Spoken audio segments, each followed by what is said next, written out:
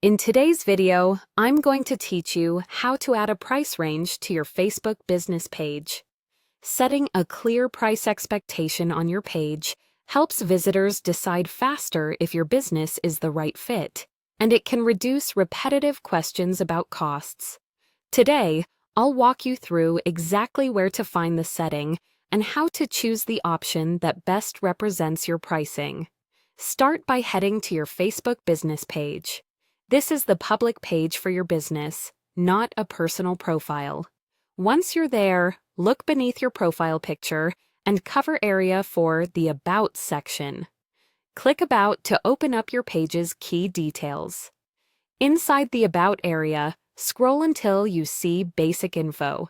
This section hosts the core details your visitors see when they're getting to know your business.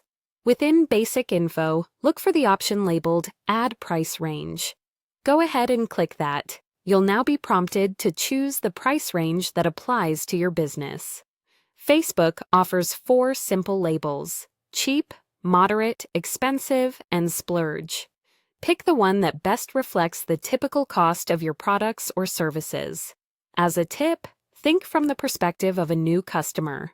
What would they generally expect to spend on a typical visit or purchase? If your pricing varies widely, select the option that matches your most common offering, not your absolute highest or lowest price. When you've made your choice, click Save. That's it.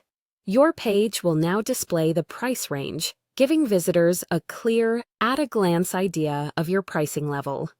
A few helpful notes. You can change this selection anytime as your business evolves, so if you run a promotion or adjust your pricing strategy, come back and update it. Keep your price range aligned with your overall positioning.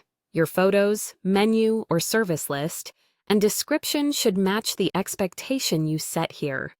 If you don't see the Add Price Range option, it can sometimes depend on your page's category or the layout Facebook is using for your page.